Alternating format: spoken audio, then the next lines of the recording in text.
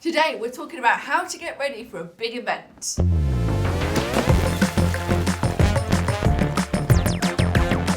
Hi guys, welcome back to the channel. I'm sat here again today with Dr. Euan and Dr. Kish, and we are going to be talking all about how to get ready for a big event like a wedding, big birthday, bar mitzvah, whatever, and how to do it in a way that you're going to be looking hot to trot and good to go for whatever the big occasion is going to be.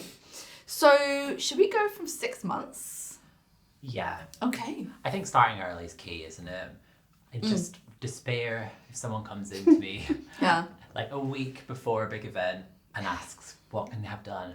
Yeah. The answer is like very little, because if you've got a big event coming up, you know, there's a little bit of downtime with a lot of these procedures. You need to make sure that everything is settled down. So 6 months, where would we start? Yeah, and like even if you don't get bruising, like it's still going to be a little bit swollen. Yeah. Botox isn't even going to have worked by that point. Ultrasound won't have worked. So don't do it. It's just frustrating for all concerned. Bad idea. So 6 months, why don't we start with things like dermal fillers, because they last a really long time usually. I mean, sometimes the lip things might need topped up, but we're talking about like structural revolumizing of the face, the cheeks, the temples, all those things. The filler's going to last at least a year, often 18 months, 2 years. So it's good to start 6 months in advance, I think. Then any small tweaks you can do further down the line. And anything like that involves energy, like ultrasound or radiofrequency, you want to start that at least 6 months beforehand, because it takes a bit of time for you to see the results there as well. Exactly. Yeah, you're putting down foundations, aren't you? Also, at the same time, if you haven't had a consultation with one of us before, then I think the 6 month mark is a good time just to sort of have that dialogue, decide where you want to end up, where's your journey starting and finishing, what do you envisage for yourself, and begin that talk then. Yeah, also, if you're going to have Botox, you might want to do it at 6 months if you've never done it before, because then you'll have a whole cycle to see whether or not you like it, which is particularly relevant if you're talking about doing the lower part of the face. Because sometimes patients find it kind of weird when you have the lower part of the face injected. You know, it can sometimes feel like a little bit restrictive, and it's good to start that conversation about whether or not you're going to have that done for your event, whatever that is. And also we can tweak things, especially for the upper face as well. If you've got a particular brow position you like, we have a go. Maybe you think, okay, I really liked it, but my brows are a little bit higher than I would have wanted, or they're a little bit flatter than I would have wanted. We can then tweak it for the next time, so we get it just how you want it for the day. Yeah, exactly. Okay, so what about at 2 months? 2 months.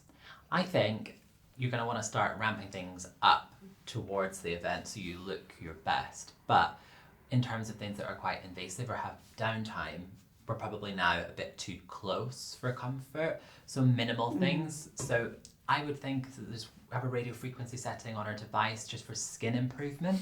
So you could start doing weekly or every 2 weeks a session of radiofrequency to just start more collagen stimulation. You get some lifting and tightening, especially in the lower face. It's a good time also, I think, to do your Botox as well. I also would say, like, injectables wise, if you do want some really soft filler, or perhaps underneath the eyes, because that gives you a decent amount of time for things to settle. And by all means, most of my patients, for example, if we're talking events like weddings, a lot of my patients will come before the wedding and they'll have 2 months or even a month before, they'll have Profilo done. Yeah. Just so that on the day, their skin is radiant. It's really glowing and reflecting in the light. At 8 weeks, your first Profilo, and then 4 weeks later, a month before, have your second Profilo. Bang on the money. Yeah. Which takes us then to a month. Is there anything that's specific to do a month before? I think you do your sort of top up, or what we call a review of your wrinkle releasing injections, your Botox, and just make sure it's all fine tuned and looking great. I probably wouldn't do anything more invasive other than the second Profilo treatment we just said.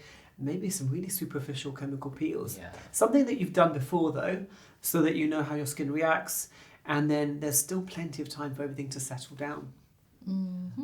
Anything else at 1 month? What would you do? Tell you what I might do. I would probably book in for something really relaxing, like at that sort of time. Like if we're talking weddings, right? Most of the people who are coming to see us, they're quite wound up, and they've got so much going on, book in for a massage, book in for a really relaxing facial, get your skincare on point. Mm-hmm. And I think, you know, that way you'll be coasting, you know, Yeah. you won't turn into a bridezilla. That's good. I like it.